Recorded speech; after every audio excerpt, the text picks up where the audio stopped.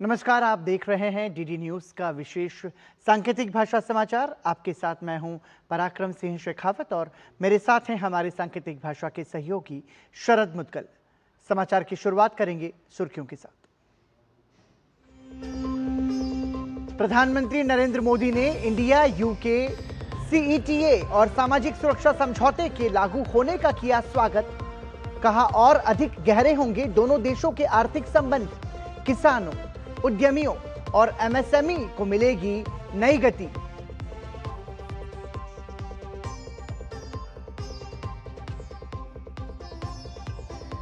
केंद्रीय मंत्रिमंडल ने सेमिकॉन 2.0 और मोबाइल फोन मैन्युफैक्चरिंग स्कीम को दी मंजूरी। National investment policy for urea 2026 को दिखाई हरी झंडी। बुनियादी ढांचे के विकास के लिए वरुणा नदी के किनारे एलिवेटेड कॉरिडोर और काशी में गंगा एलिवेटेड कॉरिडोर के निर्माण का फैसला।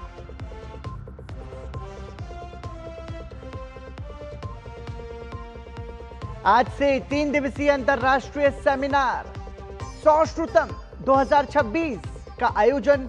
राष्ट्रपति द्रौपदी मुर्मू ने किया उद्घाटन सत्र को संबोधित। आयुर्वेद को बताया मानवता और जीवन के लिए वरदान।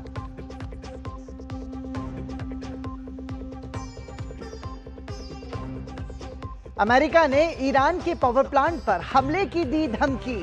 हॉर्मुज की फिर शुरू की नाकाबंदी। ईरान ने दूसरे इलाके के तेल एक्सपोर्ट रूट को भी टारगेट करने की दी चेतावनी।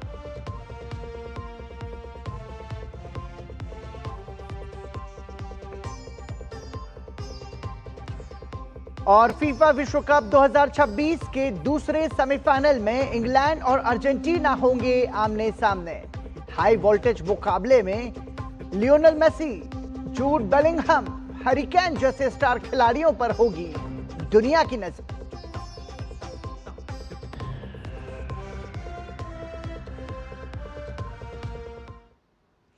और सुर्खियों के बाद खबरों पर नजर विस्तार से। भारत और ब्रिटेन के आर्थिक रिश्तों में एक नया अध्याय जुड़ गया है। भारत ब्रिटेन व्यापक आर्थिक और व्यापार समझौता यानी सीईटीए अब आधिकारिक तौर पर लागू हो गया है। इस समझौते से दोनों देशों के कारोबारियों को एक दूसरे के बाजारों तक बेहतर पहुंच मिलेगी। लक्ष्य है कि वर्ष 2030 तक दोनों देशों के बीच व्यापार को बढ़ाकर 120 अरब अमेरिकी डॉलर से अधिक किया जाए। देखिए हमारी संवाददाता श्रीजा भट्टाचार्य की यह खास report.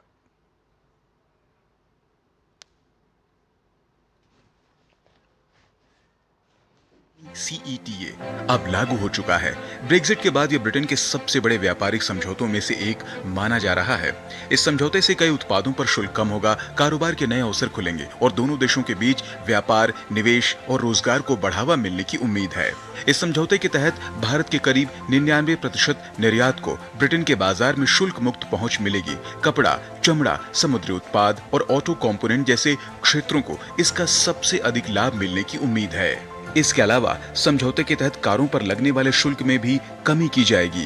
Well, I think this agreement will be very positive for businesses in the UK because lower tariffs and more simple trade rules will make it easier to work with our partners in India and it will open up more opportunities for growth. यह समझौता Britain की कंपनियों के लिए भारत में चुनिंदा सरकारी खरीद प्रक्रियाओं में भाग लेने के लिए अवसर भी उपलब्ध कराता है। साथ ही दोनों देशों में अस्थायी रूप से काम करने वाले पेशेवरों को सामाजिक सुरक्षा अंशदान 2 बार न देना पड़े, इसके लिए भी विशेष प्रावधान किए गए हैं। हालांकि डेयरी, अनाज और खाद्य तेल जैसे संवेदनशील क्षेत्रों को इस समझौते से बाहर रखा गया है। अब जब यह समझौता लागू हो चुका है तो सबकी नजर इसके प्रभावी क्रियान्वयन पर है।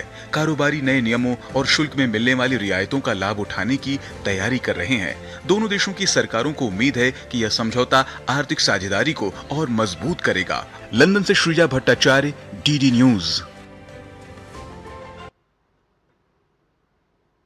प्रधानमंत्री नरेंद्र मोदी ने भारत और ब्रिटेन के बीच व्यापक आर्थिक एवं व्यापार समझौते तथा सामाजिक सुरक्षा समझौते के लागू होने का स्वागत करते हुए इसे दोनों देशों की रणनीतिक साझेदारी में मील का पत्थर बताया है। उन्होंने कहा कि इन समझौतों से दोनों देशों के आर्थिक संबंध और अधिक गहरे होंगे तथा किसानों, उद्यमियों, सूक्ष्म, लघु एवं मध्यम उद्यमों और कुशल भारतीय पेशेवरों के लिए नए अवसर खुलेंगे। प्रधानमंत्री नरेंद्र मोदी ने केंद्रीय वाणिज्य एवं उद्योग मंत्री पीयूष गोयल की एक्स पोस्ट पर प्रतिक्रिया देते हुए कहा कि भारत ब्रिटेन साझेदारी के लिए यह एक महत्वपूर्ण क्षण है। उन्होंने कहा कि व्यापक आर्थिक एवं व्यापार समझौता और सामाजिक सुरक्षा समझौते के लागू होने से दोनों देशों की साझा महत्वाकांक्षाएं ठोस अवसरों पर परिवर्तित होंगी। प्रधानमंत्री ने कहा कि सीईटीए भारतीय किसानों, उद्यमियों और एमएसएमई क्षेत्र को नई गति प्रदान करेगा। इससे कई प्रमुख भारतीय उद्योगों को ब्रिटेन के बाजार तक अधिक सशक्त पहुंच मिलेगी। साथ ही प्रौद्योगिकी, पेशेवर सेवाओं और नवाचार के क्षेत्र में सहयोग बढ़ेगा तथा कुशल भारतीय प्रतिभाओं की आवाजाही को भी प्रोत्साहन मिलेगा। उन्होंने कहा कि सामाजिक सुरक्षा समझौता ब्रिटेन में अस्थायी रूप से कार्यरत भारतीय पेशेवरों को महत्वपूर्ण राहत देगा और भारतीय उद्यमों की वैश्विक प्रतिस्पर्धात्मकता को मजबूत करेगा। प्रधानमंत्री ने कहा कि यह उपलब्धि दोनों लोकतांत्रिक देशों के बीच आपसी विश्वास तथा व्यापार, प्रौद्योगिकी, निवेश और नवाचार आधारित भविष्य की साझेदारी के प्रति उनकी प्रतिबद्धता का प्रतीक है। उन्होंने विश्वास जताया कि भारत और ब्रिटेन साझा समृद्धि के लक्ष्य के साथ आगे भी मिलकर कार्य करते रहेंगे। इससे पहले केंद्रीय वाणिज्य एवं उद्योग मंत्री पीयूष गोयल ने एक्स पर कहा कि भारत ब्रिटेन संबंधों में आज ऐतिहासिक उपलब्धि दर्ज हुई है। उन्होंने बताया कि प्रधानमंत्री नरेंद्र मोदी के नेतृत्व में भारत ब्रिटेन व्यापक आर्थिक एवं व्यापार समझौता और सामाजिक सुरक्षा समझौता प्रभावी हो गया है।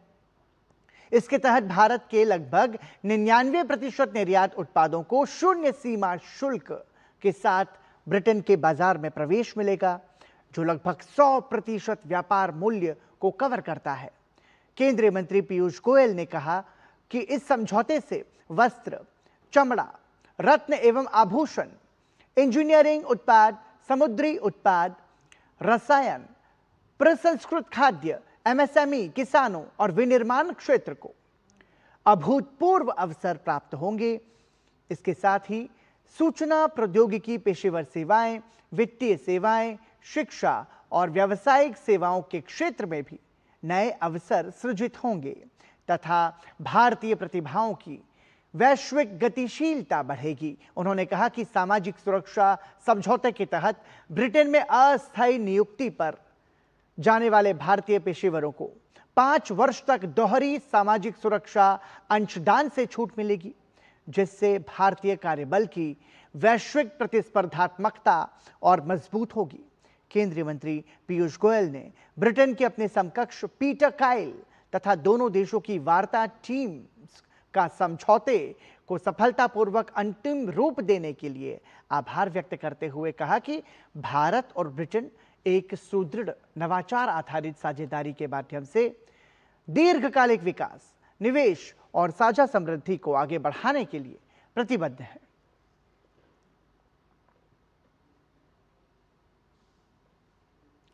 भारत यूके एफटीए अब लागू हो चुका है। इस एफटीए के बाद दोनों देशों के बीच अवसरों के भी नए द्वार खुल गए हैं। कारोबार जगत से लेकर जो तमाम सारे व्यापारी वर्ग हैं वो बेहद उत्साहित हैं। ब्रिटिश एयरवेज के भारत में जनरल मैनेजर डेविड राइट ने कहा कि British Airways UK Bharat free trade agreement के लागू होने का स्वागत करते हुए बहुत खुश है। ये एक ऐतिहासिक समझौता है जो व्यवसायों के लिए नए अवसर खोलेगा और दोनों देशों के बीच पहले से ही मजबूत आर्थिक संबंधों को और मजबूत करेगा।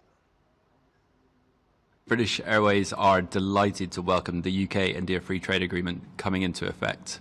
This is a landmark agreement which will unlock opportunities for businesses and strengthen the already really strong economic ties between the two countries. For British Airways, India is one of our most important markets, and we continue to look for opportunities to deepen our relationship with India. Bharat और Britain के बीच व्यापारिक रिश्तों को एक नई ऊंचाई देने की तैयारी तेज हो गई है। मुंबई में दक्षिण एशिया के लिए ब्रिटेन के ट्रेड कमिश्नर हरजिंदर कांग ने दोनों देशों के बीच समझौते पर कहा कि इस डील को पूरी ताकत से लागू किया जाएगा ताकि दोनों देशों की कंपनीज के साथ साथ आम जनता को भी इसका सीधा फायदा मिल सके। Much improved.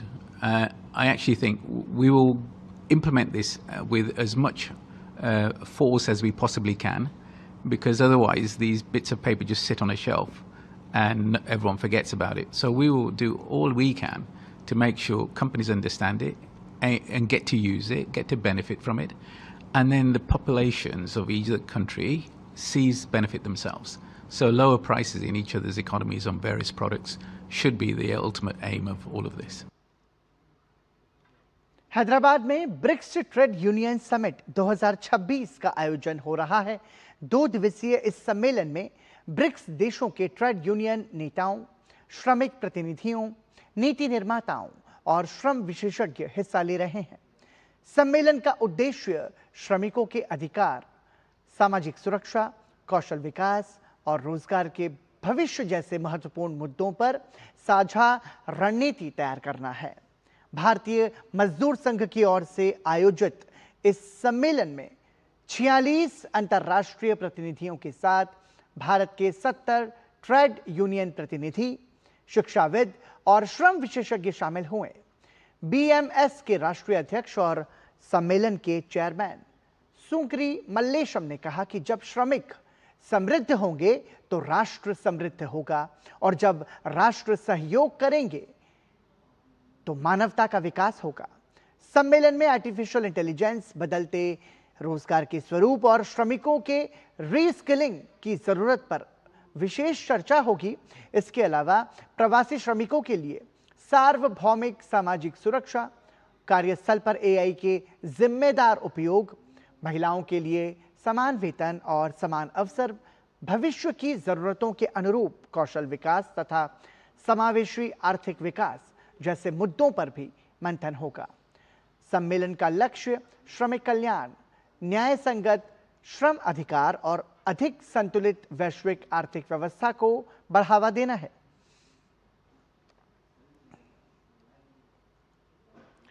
केंद्रीय कैबिनेट की बैठक में 7 बड़ी परियोजनाओं को मंजूरी दी गई है और इसमें देश में सेमीकंडक्टर चिप मैन्युफैक्चरिंग को बढ़ावा देने के लिए सेमीकॉन 2 प्रोजेक्ट भी शामिल है। प्रधानमंत्री नरेंद्र मोदी की अध्यक्षता में हुई केंद्रीय मंत्रिमंडल की बैठक में इन परियोजनाओं को मंजूरी दी गई। इनमें बनारस में गंगा किनारे 6 लेन का एलिवेटेड कॉरिडोर भी शामिल है। माननीय प्रधानमंत्री श्री नरेंद्र मोदी जी की अध्यक्षता में कैबिनेट में और सीसीए में जो 7 बड़े फैसले लिए गए। पहले 2 फैसले बनारस में, काशी में बहुत एक नए तरीके से इंफ्रास्ट्रक्चर का डेवलपमेंट करने का प्रोग्राम है। तीसरे और चौथे सेमीकंडक्टर 2.0, सेमीकॉन 2.0 मिशन का अप्रूवल हुआ आज। और चौथा फैसला है मोबाइल फोन मैन्युफैक्चरिंग स्कीम का अप्रूवल हुआ। 5वां है यूरिया में भारत कैसे आत्मनिर्भर बने, उसके लिए national investment policy for urea, ये अप्रूव हुआ आज। 6ठे और 7वें दोनों रेलवे के अपग्रेडेशन के प्रोग्राम है, डबलिंग के और 4th लाइन के। केंद्रीय मंत्री अश्विनी वैष्णव ने कहा कि काशी में हर साल करीब 15 करोड़ पर्यटक आ रहे हैं। काशी में बुनियादी ढांचे के विकास का बहुत काम हुआ है और आज एक अगले स्तर के बुनियादी ढांचे के विकास के लिए 2 बड़ी मंजूरियां दी गई हैं। वरुणा नदी के किनारे पूरा 6 लेन और 4 लेन एलिवेटेड कॉरिडोर को मंजूरी है।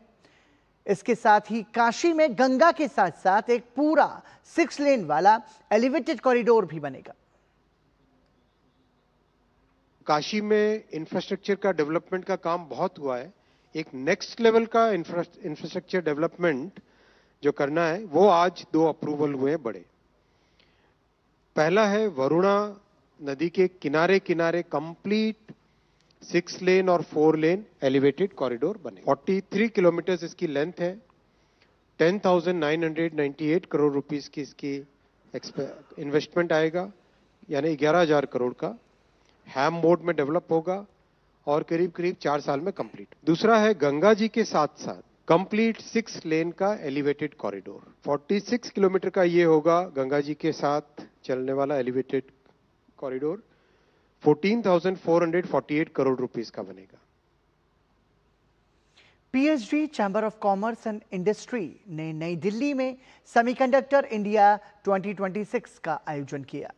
इस राष्ट्रीय सम्मेलन का विषय भारत की सेमीकंडक्टर संप्रभुता में तेजी लाने से जुड़ा था।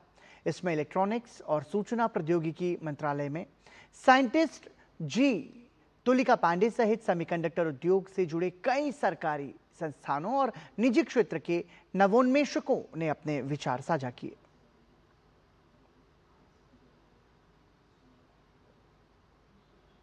क्या रुक रहे हैं एक छोटे से ब्रेक के लिए, आप बने रहिए हमारे साथ।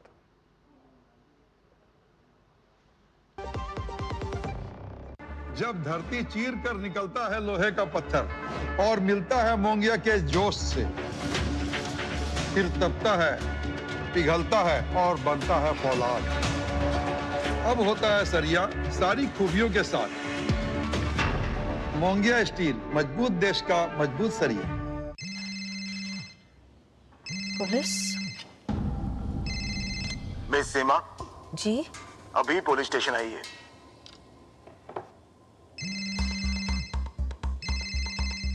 रुकिए वरना घर आ जाएंगे। क्यों? लेकिन मैं अकेले दूसरे कमरे में जाइए।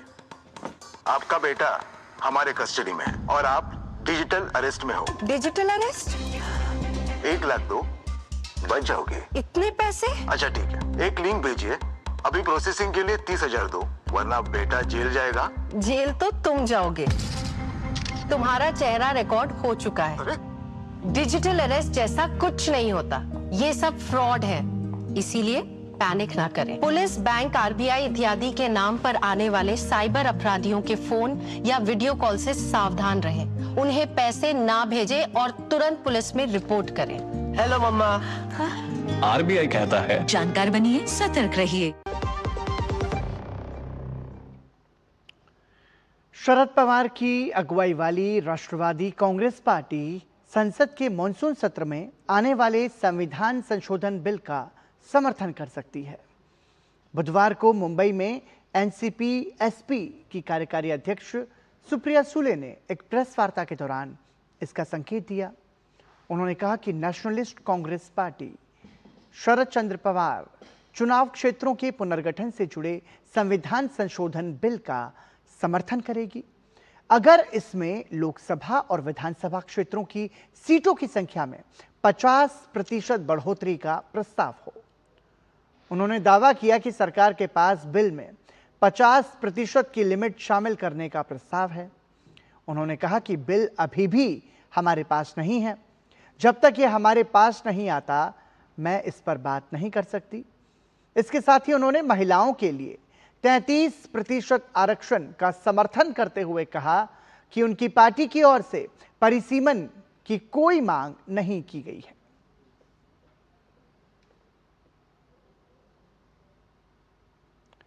संविधान संशोधन बिल पर शरद पवार गुट की एनसीपी की ओर से समर्थन के संकेत मिलने के बाद महाराष्ट्र के उप मुख्यमंत्री एकनाथ शिंदे ने इसे लेकर कहा कि यह देशहित से जुड़ा मुद्दा है और जो भी दल राष्ट्रहित के फैसलों का समर्थन करता है उसका स्वागत है। शिंदे ने पवार गुट के रुख पर सीधे हमला करने के बजाय कहा कि विकास और देश के हित के मुद्दों पर राजनीति से ऊपर उठकर निर्णय लेना चाहिए। उन्होंने ये भी संकेत दिया कि ऐसे मामलों में सरकार को व्यापक समर्थन मिलना सकारात्मक संकेत है। पंजाब कांग्रेस में जारी अंदरूनी कलह सुलझाने की कोशिश जारी है। राहुल गांधी ने बागी गुट के नेताओं को 16 और 17 जुलाई को दिल्ली में बैठक के लिए बुलाया है। सूत्रों के मुताबिक पंजाब कांग्रेस प्रभारी भूपेश बघेल ने सोमवार को बागी गुट की रिपोर्ट हाईकमान को सौंपी थी। इसके बाद मंगलवार को कांग्रेस अध्यक्ष मल्लिकार्जुन खड़गे, राहुल गांधी और अन्य वरिष्ठ नेताओं ने पंजाब कांग्रेस के हालात पर चर्चा की। इस पर आज फिर से मंथन होगा। वहीं पंजाब कांग्रेस के वरिष्ठ नेता प्रताप सिंह बाजवा ने कांग्रेस महासचिव केसी वेणुगोपाल से मुलाकात की। वहीं पंजाब कांग्रेस प्रभारी भूपेश बघेल भी दिल्ली पहुंच चुके हैं। सूत्रों के अनुसार चरणजीत सिंह चन्नी गुट भूपेश बघेल से भी नाराज है। चन्नी गुट अमरिंदर सिंह राजा वडिंग को पंजाब कांग्रेस अध्यक्ष पद से हटाने की मांग कर रहा है। बताया जा रहा है कि हाईकमान विधानसभा चुनाव से पहले पंजाब कांग्रेस के विवाद को सुलझाना चाहता है ताकि पार्टी की चुनावी तैयारियों पर इसका असर न पड़े। इससे पहले भूपेश बघेल ने चंडीगढ़ में चन्नी समेत कई नाराज नेताओं से मुलाकात कर उनकी राय जानी थी और अपनी रिपोर्ट हाईकमान को सौंपी थी। मीडिया से बातचीत करते हुए प्रदेश कांग्रेस प्रभारी भूपेश बघेल ने कहा कि पंजाब कांग्रेस में कोई बदलाव नहीं होगा। लीडरशिप बदलना गुड्डे गुड़ियों का खेल नहीं है।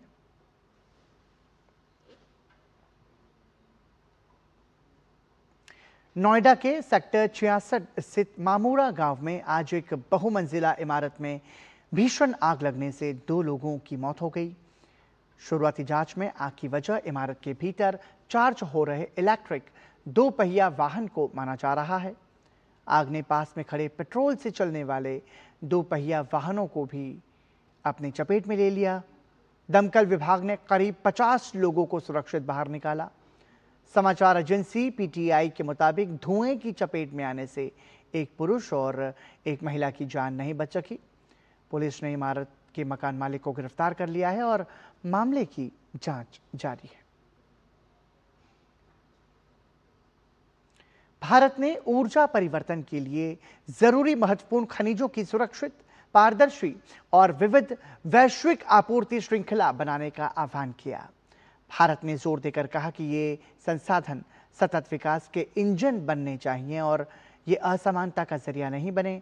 संयुक्त राष्ट्र में भारत के स्थायी प्रतिनिधि राजदूत हरीश पर्वतनेनी ने महत्वपूर्ण ऊर्जा परिवर्तन खनिजों पर संयुक्त राष्ट्र की उच्च स्तरीय बैठक में कहा कि ये खनिज वैश्विक स्वच्छ ऊर्जा परिवर्तन के लिए बेहद जरूरी हैं।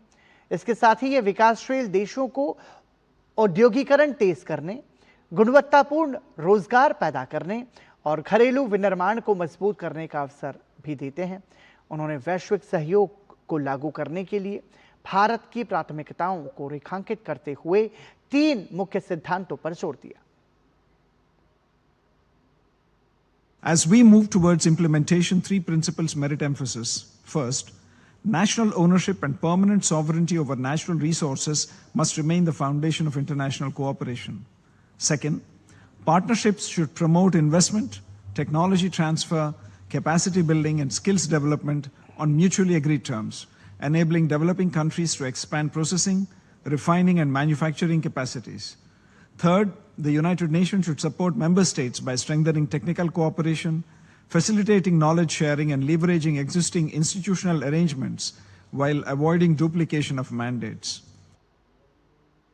और इस खबर के साथ ही दूरदर्शन के विशेष सांकेतिक भाषा समाचार में अभी के लिए इतना ही। मुझे और हमारी सांकेतिक भाषा के सहयोगी शरद मुदगल को दीजिए अनुमति। नमस्कार।